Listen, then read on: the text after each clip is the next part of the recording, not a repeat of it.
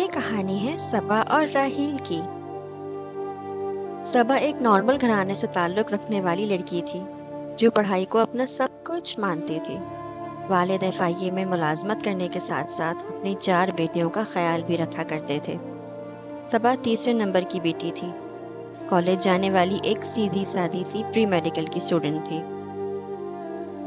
اس کا کام صرف صبح گھر سے نکلنا، کالج جانا، وہاں اپنے دوستوں کے ساتھ وقت گزارنا، واپس آتے ٹائم کوچنگ جانا اور واپس گھر آ کر دوبارہ پڑھائی کرنا تھا۔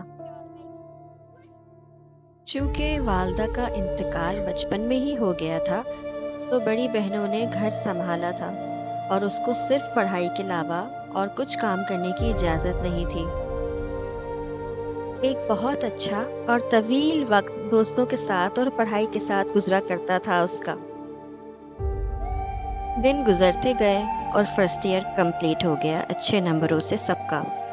اس خوشی کو سیلیبریٹ کرنے کہیں باہر کھانے کا فیصلہ کیا سب نے اور وقت کے مطابق سب پہنچ گئے۔ وہاں صبا کی ملاقات راحیل سے پہلی بار ہوئی۔ راحیل بھی اپنے دوستوں کے ساتھ وہاں کھانے پہ آیا ہوا تھا۔ راحیل کو پہلی دفعہ میں ہی صبا پسند آ گئی تھی۔ وہ بار بار صبا کو دیکھے جاتا تھا اور کوشش کرتا تھا کہ کسی طرح صبا سے اس کا نمبر لے لوں، مگر صبا اپنے دوستوں میں مصروف تھی اور دوبارہ راحیل کو مڑ کر بھی نہیں دیکھا اور کھانا کھانے میں مصروف ہو گئی۔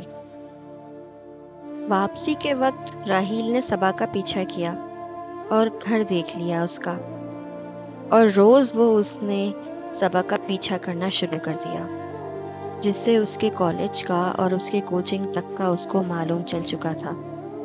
وہ یہ بھی بہت اچھے طریقے سے جان چکا تھا کہ صبا کی دوستیں کون کون ہیں۔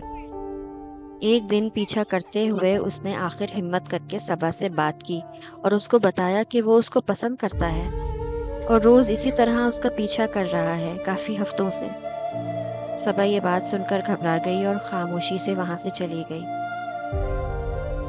پھر ایک دن کالج کے باہر راحیل نے اس کا راستہ روک کر اس کو مجبور کیا کہ وہ اپنا نمبر اس کو دے دے۔ صبا نے غصے سے مظاہرہ کرتے ہوئے اس کو سختی سے منع کیا کہ اس کو بھول جائے اور پیچھا کرنا چھوڑ دے۔ راحیل نے اس کے گھر کا فون نمبر معلوم کر کے اس کو گھر کے نمبرز پہ کال کرنا شروع کر دیا، اور وہ اب صبا کو روز دن رات کالز کر کر کے تنگ کرنا شروع کر رہا تھا۔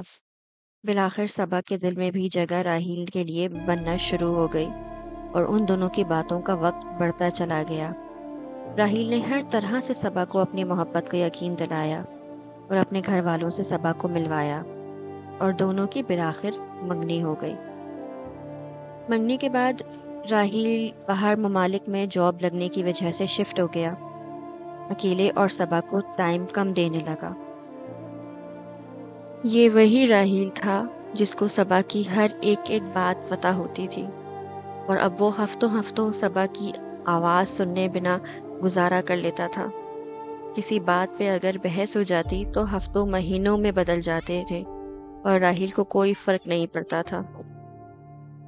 یہ ساری باتیں صبا کو اندر سے کھانے لگی تھی اور اس نے فیصلہ کیا کہ معلوم کرایا جائے وجہ، اور پھر معلومات کے بعد یہ انکشاف ہوا صبا پہ کہ راحیل نے کسی اور لڑکی سے شادی کر لی ہے وہاں۔ یہ خبر نے صبا کے پیروں سے زمین نکال دی۔